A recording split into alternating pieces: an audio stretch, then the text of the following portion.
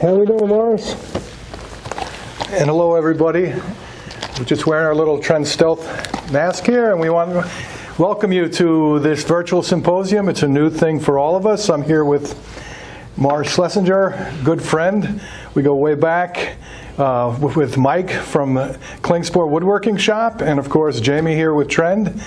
And again, welcome to all of you. We're looking forward to having a fun time and a really interesting symposium. None of us I think know what to expect, but we're looking forward to having some fun. And I want to introduce you again to Morris. Been working with Morris for 9-10 years now, going way back. And Morris is a great wood turner from Hillsville, Virginia. We've become good friends, and he's really helped us and helped me develop great techniques in sharpening and in giving us great feedback on a lot of our new products. So welcome, Morris. Thank you for being here. And thank you for the opportunity. I like to pass on information, whatever information I came up with learning to use these new diamond hones. They're really fantastic. Yeah, and what we've done over the years is we've been involved with AAW. We've been attending many symposiums. We know a lot of you folks, and we hope to make some new friends. And we just want to pass along some of the techniques that we have developed for sharpening your tools, and then introduce you to our new face mask, which has some wonderful features and benefits. So Morris, if you don't mind taking over, showing some of the techniques we've developed. Well, let's get it on then. This is why I'm here. So Morris, again, we go back a long ways, and one of the great first things we ever accomplished in our collaboration was Morris finding out great ways to hone up the Forstner bits. Greensboro Wood Turning Symposium about 8-9 years ago, Morris did a demonstration. It was on the big screen. Morris, if you don't mind telling the story behind that first, and then we can show the I'd rather play sharpening. No, I think it was a great story. Well, we took a old Forstner bit that probably should have been trashed and took it through the system of using the diamond hones to try to put it back into fairly decent shape. And actually it came out where it was just about as sharp as new. It came out looking pretty good. And this is basically what I came up with as far as sharpening your standard Forstner bits that most everybody has in the shop. These are a lower grade Forstner bit, but they're adequate. And what I like to use is the 180 grit stone on the Forstner bits. And if we put a little bit of fluid on them, and we think about the flat surfaces that we have, we can take the stone and lay it on our flat surface. Like on that tooth, you can see there's a flat surface. We bring the stone up to the flat surface, and all it is just a couple of strokes on the flat surface. We're not changing the profile at all. Just a couple of strokes. If you keep in mind 2 or 3, whatever's comfortable for you.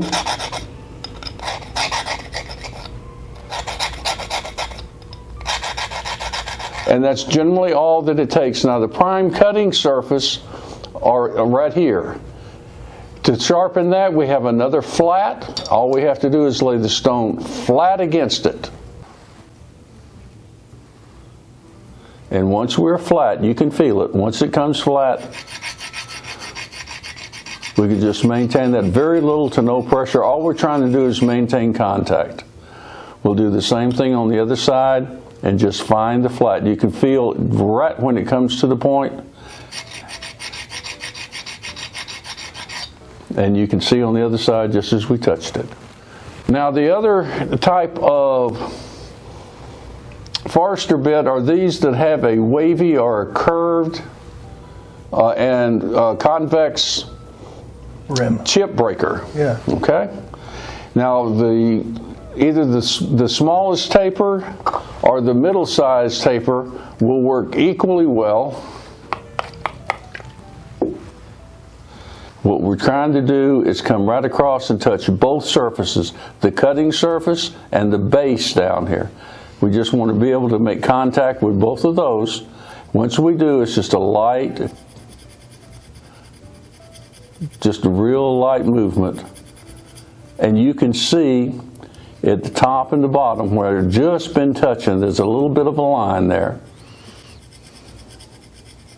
And that's all that it takes. The same thing on the flat surface. Again, We can either use the file, which you can see I get much better coverage if I use something a little bit larger.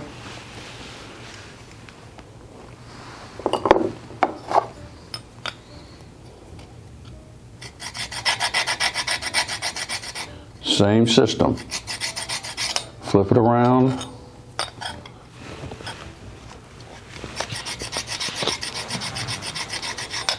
That's basically it. Again, on the flat for the cutting surface, just lay the flat side of either the credit card or the tapered file flat against it, couple of strokes.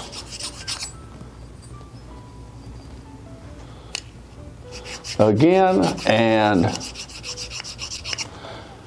you're up and ready to go. Now, generally, these newer Forester bits are generally of a little bit higher quality steel than some of the older models, and you're going to find these diamond hones are going to give you excellent results on this better steel. Are you using much pressure? No pressure, just enough to keep in contact. Very good. It's all the pressure that you need.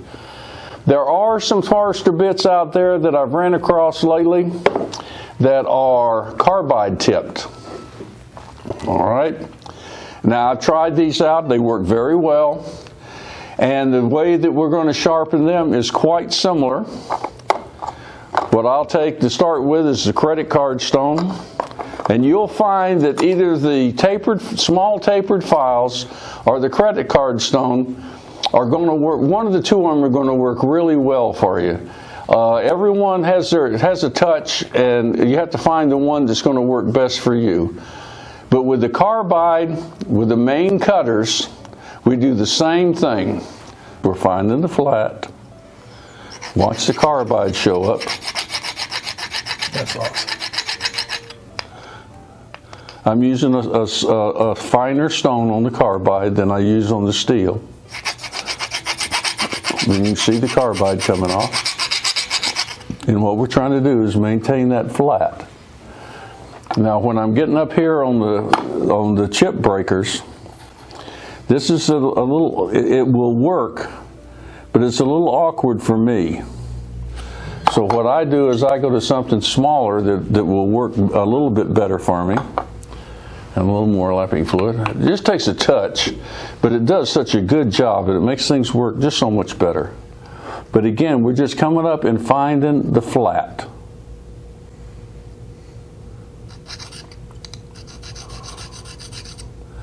Flip it over, find the flat.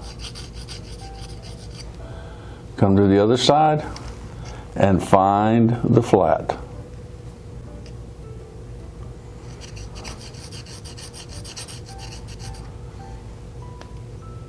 And find the flat one more time.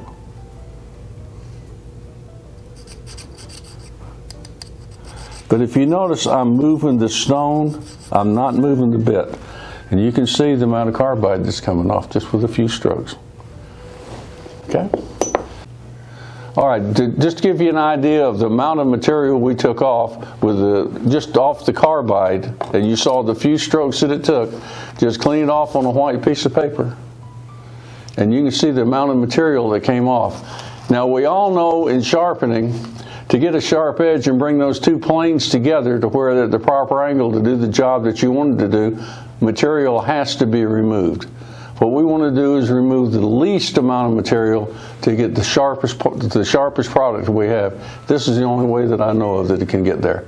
But that's the amount of material that just a few strokes with a 600 grit tapered file pulled off of that carbide. I found that I get better results and better cutting action by using the Trend diamond lapping fluid. It's a very lightweight petroleum product of some sort, and I really don't know what it consists of, but it's super lightweight, and it allows the diamonds to cut rather than fill the space between the diamonds. So I guess it's an important part of our story to mention how the business relationship with Morris began, and Of course, we've all dealt with Klingspor over the years, but Morris called one day, and I always thought it would be a great story for people to learn how to do business. And one of the first things I would tell young people is to use your eyes, your ears, and your mouth, a distant third. Well, Morris called in one day, and he was using his mouth. He was telling me how much he was not happy with the Air Pro, and it was breaking on him and all this, and we got him fixed up on that. But I had mentioned that we would, I happened to answer the telephone, and by the way, to backtrack a moment, and Morris was an irate customer. We got him fixed up. And then I asked him to try the diamond hones, and he emphatically explained that he did not want to try the diamond hone because he didn't like diamond. Well, I sent him one anyway. And then Morris called back a few weeks later and said, you know, I kind of like that. And Morris, you might want to explain how that started to develop. Well, actually, when Jamie sent me the small 3-inch tapered file and a little bit of fluid, and he said, try it out. And I said, I have absolutely no interest. I've got a nice sharpening system that I use for my wood turning tools, and my experience with the diamonds in the past has been just a total waste of money. So I've got no interest at all. And I'm sitting here doing pepper mills, and I'm eating up Forester bits just about as fast as anybody that's had anything to do with pepper mills know how fast they go. And I'm getting a little bit tired of buying Forester bits and smoking them up. So I'm sitting there thinking, somewhere in the back of my mind, somebody kept telling me that when you're sharpening, if you can keep the flats flat and just keep working on the flats, saw blades, chisels, whatever, you want to work that flat. And I looked at the Forester bits and I said, well, the tooth, they're actually flat. On these original Forester bits, they have a flat surface because you really can't do anything with the profile. So you have to sharpen the tooth some way, and it has a flat on it. And the cutting surface itself is a flat. So I took the little bit of the lapping fluid, and I went around those flats just trying to get an idea of what was happening. And you could see there was some material being removed.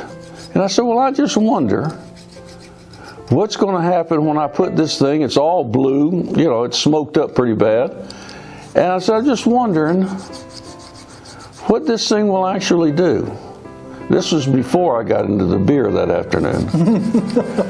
And I kept playing with it a little bit. And I said, well, you know, you can actually see where something's happened there. So I stick it back in the drill chuck and put me another piece of wood in the chuck on the lathe and crank it on there. And I said, wow, there's a difference. Not much, but you know, it seemed to improve just a little bit. It's not quite as much smoke rolling out of it. So I wonder what'll happen if I did it again. Well, about the third or fourth iteration, this thing was cutting like it was brand new, and it was smoked so bad it was blue. Okay, and then it started cutting just like after the third or fourth iteration, it started cutting like a brand new Forester bit. So I got me some more pepper mill blanks, and I said, let's just see what's going to happen here. So I started boring the pepper mill blanks out, the 1 16th hole that is so difficult to get through. And just as soon as my Forester bit started slowing down just a little bit, I pulled it out and touched it up, put it back in. This thing's cutting great. Cut another pepper mill, said, I wonder. Reached down there and touched that thing up again. Getting a little bit warm, so I had to let it cool down. Put it back in there, and this thing's cutting. I'm not buying Forester bits anymore. I'm sharpening them.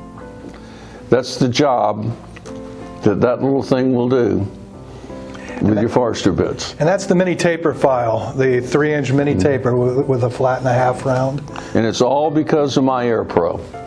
And if I hadn't a broken part on my Air Pro, I'd have never known about it. And as they say, the rest is history. The rest is history. Down the road we go. 180 grit credit card and stone. We're going to talk about wood turning tools. And our initial tool that we normally are first introduced to is a roughing gouge. And to sharpen the roughing gouge, we have a convex surface like we referred to when we're using this large scraper. It's the same principle. This is just a little bit smaller. We find the two flats, the two surfaces. See how it goes right to them. And we rotate the stone, maintaining contact with those two surfaces. And the stone is rotating, not the tool, as we go around it. Now, initially, when you first start off, there's a little bit of muscle memory that has to be developed. And we're going to be doing a little of this and a little of this. And that's normal. But to keep it up to where you can see the 2 points are in contact, pretty soon you'll be able to feel them.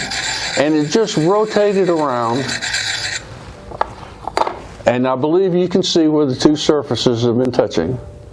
And now you've got a perfectly sharp edge on your M2 high-speed steel.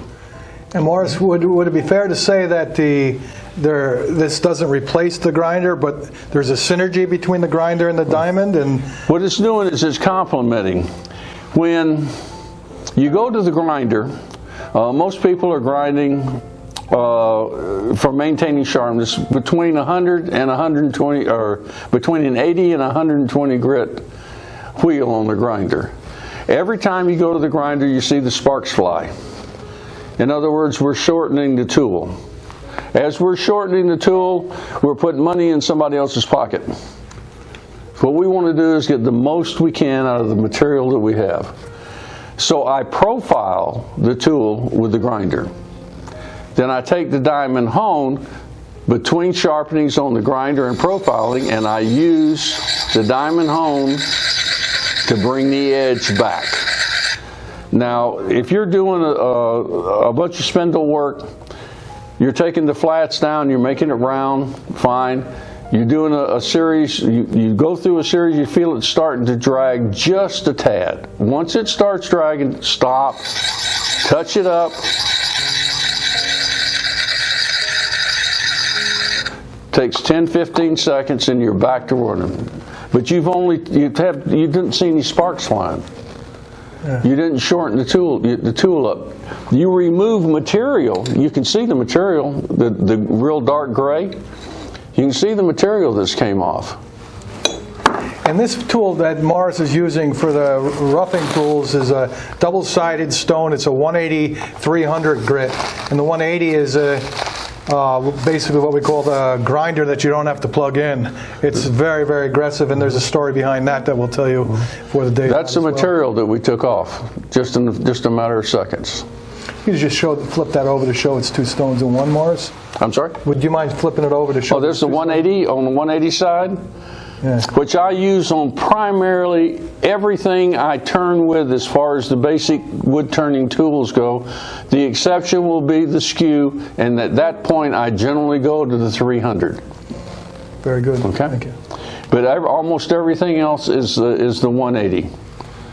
Now again, with the spindle gouge, which is generally the next tool you'll go to, you'll have a convex surface again once you profile the tool on the grinder. Then you can come in, you can see right where the two surfaces have come together, where you've got your edge and you've got your heel. And as long as those two are in contact, we're simply maintaining that contact, and again we're rotating the stone and not the tool. Generally it takes about 10 seconds, and again you can start seeing where there's a line forming at the top where the edge is and the line forming at the heel. When those two lines come together, then you've taken off a lot of material, and it's about time to pre-profile. We go to the bowl gouge, identical. We've got a convex surface. We find the 2 points of contact, which is the edge and the heel. They go right there. Rotate the stone. Do not have to worry about rotating the tool at all, and keep it in a position that you can feel the 2 points of contact as well as observe what's going on. It takes a little bit of time and a little bit of practice, but once you get it down, it's just a matter of 10 to 15 seconds, you're back rocking and rolling. Or I've had many people tell me that they want to sharpen the inside of the gouge. What is the reason for that, and how would you do it? In my experience, it goes back to wood carvers. Well, wood carvers have gouges, and they have to have a little bit flatter surface, or a little bit less of a convex surface than we use, and their bevels are much longer. But they can't afford any burr on the inside. That burr has got to be gone. Where we just go ahead, our wood is spinning and we're taking miles of wood off where they take inches. That burr goes away in a hurry and we're off and running. But there is a school that says that burr needs to be removed, and it the tool will be maintained sharper longer. Everybody has their ideas on that. All of them are correct. But if you do want to take the burr out of your turning tools, these taper files are great. They just lay right in there. You can take them straight out. A piece of leather will take that burr off also. But it's another school. It's a different idea. It all works. It's personal preference. Thank you. Okay. If you do want to take like I said, you do want to take the burr out, you don't want to go to the process of picking up another tool, you can take a small piece of leather, run it straight up the inside, just like I'm running my finger. It'll take the burr right off for you. Okay? Very good. One of the other two, let's talk about the skew just a little bit. Normally, if the skew has been damaged in some way, I'll start with the 180 grit side. And it's again, we got a convex surface. We're doing everything exactly the same. Flip it over. Everything is exactly the same as with regular wood turning tool. Just maintain those two surfaces, the edge and the heel, and you'll be in good shape. Once I've made sure there are no chips or dings on the cutting edge itself, I'll flip it over.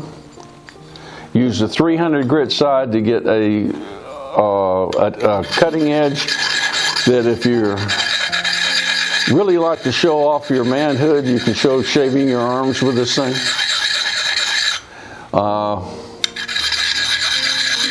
You could shave with it, but it's a little rough. But you can take the hair off your arms with that edge that's on there right now. And what about, do people go even finer grit with the skews? They can, but you reach a point where anything much above 300 grit seems to, you start losing some of your control. Okay. I mean, it starts getting just a little bit too sharp. I got you. Okay? Or too fine of an edge. Be better than the sharpness. We'll talk a little bit about the scrapers again. We showed the large one that gives you the idea of what those 2 points of contact actually looks like with that gap in between them. That's an unusually large scraper, but I do some large bowls. This is more of a standard size scraper. It's the same idea. You got the 2 points of contact again, and it's just rotate the tool. And what we're trying to do at this point is develop a burr on the surface of the tool. This is the burr that we'll be actually cutting with. And it's pretty good, pretty uniform.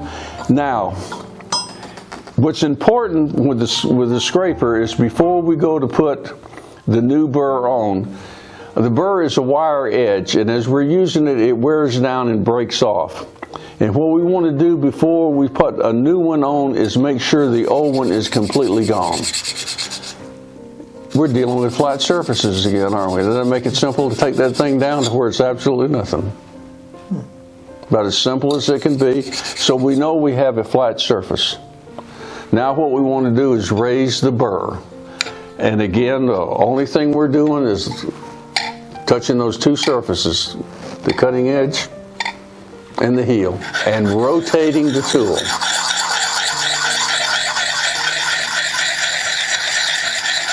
Now, when you're first using the scraper on a freshly turned bowl, and you're cleaning up the inside or the outside, you're going to have a lot of ripples from where your bowl gouge has gone from end grain to side grain, and it's bouncing just a little bit. So what I generally do is I'll make a couple of light passes using the 180 grit stone. When I'm making my final passes and I want those nice ribbons come rolling off, I'll take that edge off with the 300 grit side, come back with the 300 grit side, and 10 seconds. I've got a really fine burr edge, and I can take a very light cut and the ribbons will just fly off. Okay? With the negative rake scrapers, this is something that's came out in recent years. We have the same situation, except it's a little more, it takes a little bit more delicate touch because we don't have as much of a concavity there to give us our 2 points of contact, but you can still find them. They're still there. So the first thing we want to do is take our previous burr off, come back around, same thing we've been doing, except you got a lot less surface to deal with. So you're going to have to be a little more careful because our 2 points of contact are much closer together. And at that point we'll have our nice cutting burr on our negative rake scraper. Now that covers our basic wood turning tool. For those people that do a lot of pin work, these are the barrel trimmers. It's the only thing we need to do there with a flat surface is leave it flat on the credit card if you want to put it on a flat surface. If it's easier, can you see the material actually coming off? And it's just hold it flat and rotate it, and you can get a significantly sharp cutting edge there. There are several companies now, two that I know of, that are making carbide tip inserts for their barrel trimmers. Sharpen it the same way we would be sharpening this tool, or the carbide bits, which we'll be talking about in just a few minutes. But it would be identical to what we're doing with the rest of the products. Okay, now for the people that are using hollowing tools, you have a series of bits that you'll be using. Most of them will be similar to this. Again, it's a matter of rotating.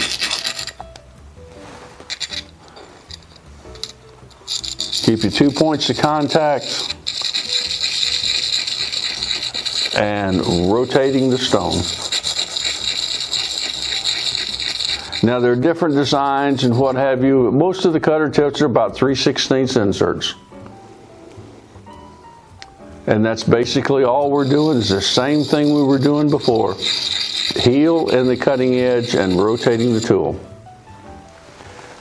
With your coring systems, you have some type of a coring bit. Sharpening is just a matter of maintaining the flats. This is the top of the cutter head. We have a pre-cutter. Find the angle. It's a flat. Rotate it. Find the angle. Find the flat. Rotate it. We have the pre-cutter already sharpened, ready to go. We have the other two cutting surfaces that have been sharpened and flat and ready to go. Okay, for people that are using the scrapers with the changeable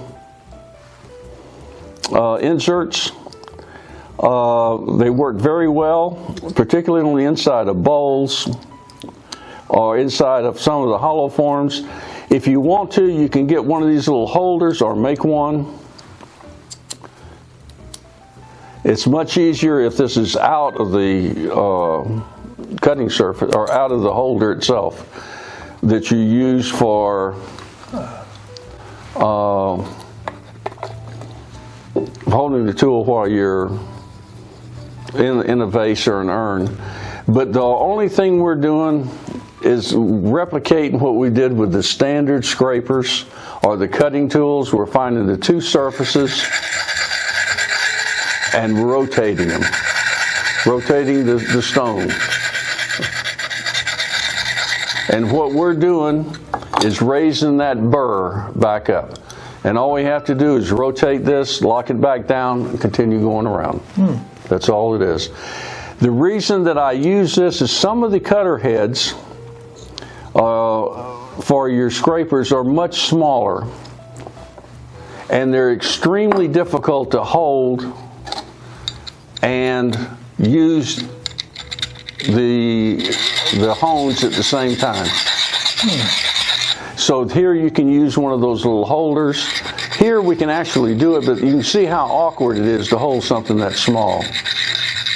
Although we're cutting pretty well, you can see the material coming off. But the holders add a lot of stability to give you a nice even cutting surface all the way around. Okay? One other thing, we want to take the old burr off. It's the same as we did with the rest of the scrapers. Just run it flat across there. The old burr is gone. And we go through putting the new burr on, and you can see where the two surfaces come in contact. Let's talk about a little bit about carbide cutters. Carbide is a man-made product, and it's a granular type of composite. So I'm going to just with one swipe, you can see the carbide coming off. It's awesome. So this is your standard. They could be circular, they could have a slight radius or a large radius, or they could be circular. They have a flat top. Remember what we said, of course you have that relieved edge, but you also have a flat top. And we're not dealing with a carbide, we are not dealing with raising a burr. We can't, it's too granular. So what we're dealing with is a sharp edge. If we lay it flat on the surface, and rotate it. Can you see the material coming off? And if you prefer the figure 8, circular, either way you want to go, as long as it's continuous, that's all it takes. And those edges right now you can just about shave with. And you can see the material that's coming off. That's about as simple as it can get. But these are much easier because I can lay that thing completely flat and see that it's flat. And notice I really like to deal with flats. And it's just a matter of... This is new. Can you see the material coming off?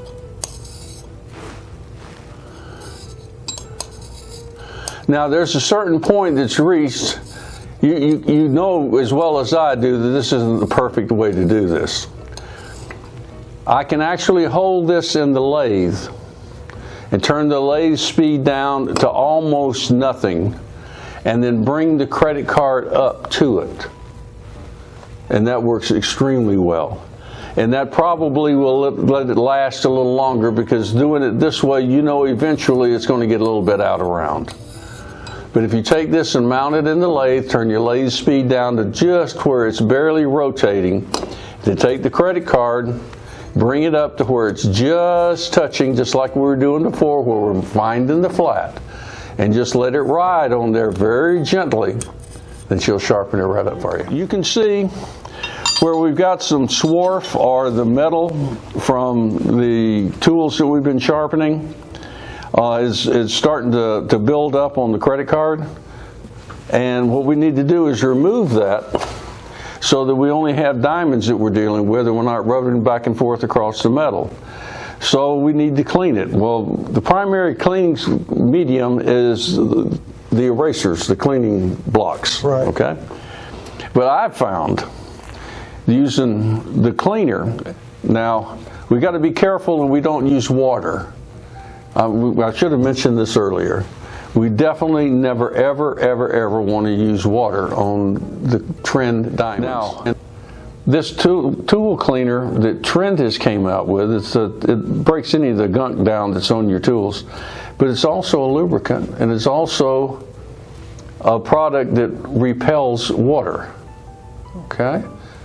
So anything you use this on, if you're using it on your router bits, you're using it on your knife blades, you're using it on your saw blades, your table saw, the beds of your planer, wherever you're using it, it actually acts as a rust preventative.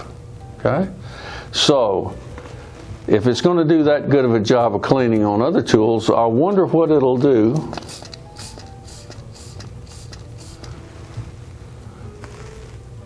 Can you see the metal running off of it? You actually see it lifting and moving the metal out of it. Now the only thing one of the things I don't like about DVDs is you can always fool people by starting and stopping and making things happen. But if we ever meet in person, you'll see that this actually, what you're looking at, that nobody's editing it. That's the metal you see running off of it. Now, once that's done, and you really want to use a rag if you can, but you can see it's almost back to being like brand new. And we can take one of the knives or one of the tapered files, and you can actually see it do the same thing. And can you see it running off? Actually see it lifting and run it off. Now, who taught me that was Jamie. And the story behind that one is Jamie said that he was soaking a table saw blade in a can of the cleaner, and he took people out to lunch, and when he came back from lunch, he couldn't believe that everything was gone off the table saw blade.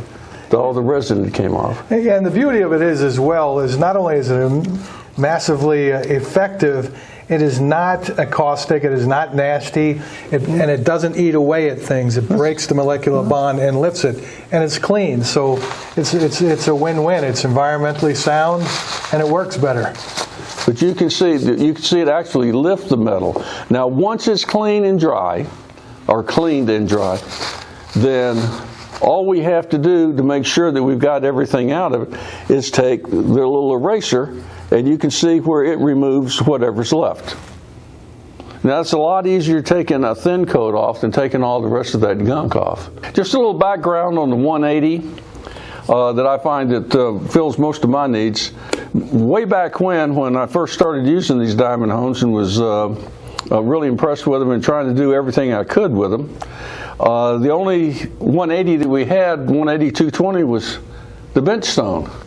And if you want to try to have a little bit of fun sharpening the way that I do, and trying to hold that stone and trying to do your sharpening, it doesn't take too awful long before you start developing some pretty good biceps. So after a while, talking with Jamie, I said, we really need to downsize that a little bit. So that's what kind of led to the development of the credit card size that is a little bit more functional for what we want to do. Okay. We covered, I think, the majority of the standard wood turning tools. The diamond hones are not limited to wood turning. They actually were introduced primarily to the woodworking field, and wood turning came into it. So I'll let Jamie talk to you about the chisels and the plane irons and things like knives, and he can tell you how the diamond hones really work with those woodworking tools. If you are using these for turning, just know that if you're into general woodworking, you can sharpen your saw blades, sharpen your router bits, you can sharpen your chisels and your plane irons, and basically we have all sorts of products for this. As far as the credit cards are concerned, you can buy them individually. We have the 180 and 300, which Morris's favorite tool. It's great for all of your roughing work. We also have a 600 and 1000. If you want all 4 grits, we have a nice kit, our Kit D, that has all of these in there. And if you want to get just one stone, which will allow you to do your coarse work and your fine work, that would be the 300, 600 grit. Kind of get a bit of both worlds. And that stone is also available in our Kit C with the mini taper file. All the kits are available with lapping fluid and your cleaning block, and with some nice instructions. If you are into a bigger bench stone and you want the best value that we have to offer to allow you to to flatten, to hone, realign, hone, and polish your tools. Everything you need is in our Kit H. It is basically one kit for the majority of your major woodworking needs. But basically, all of these things are available individually as well, and you can see that and buy that and purchase these items through Klingspor Woodworking.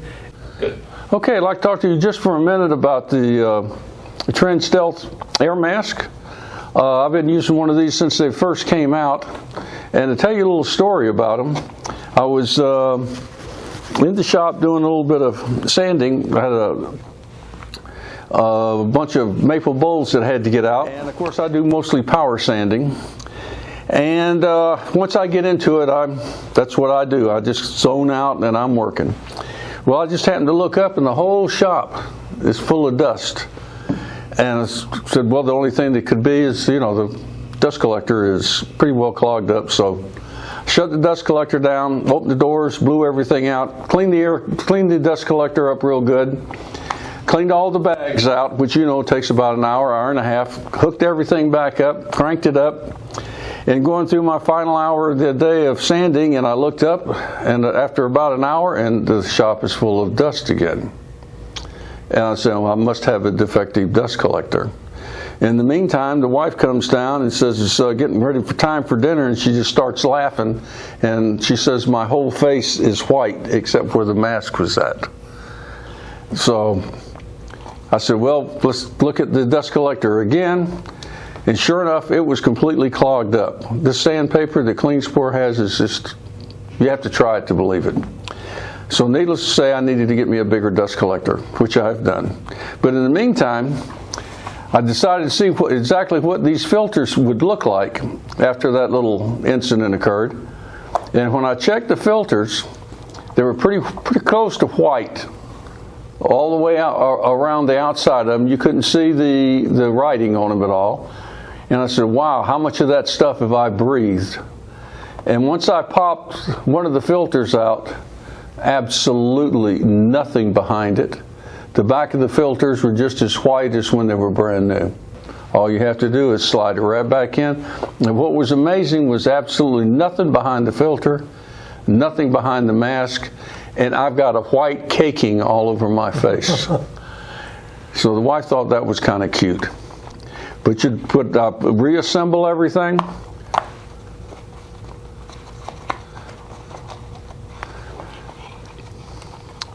Then the inside of the mask, I take a spray bottle of standard rubbing alcohol, gently spray just a little bit of mist inside, set it aside, it's ready for me to go to the next day. And that's basically the air mask, and I am a firm believer that this thing will stop any penetration. So this is the Trend Stealth Mask. It's really phenomenal. I wear it all the time. Some of the features that make it very, very unique are its sleek size and lightweight. It's really, really comfortable. Very, very lightweight, and it will fit under masks or visors. So that's another great feature about it. Nice and sleek, no canisters sticking out. One of the most important features is the downward facing exhalation. So one of the big problems with masks is the fogging of goggles and the heat coming up and towards the face. So your exhalation is pointing downwards. So it's very, very comfortable. Another huge feature are the louvers are facing down. There's louvers over the filter material.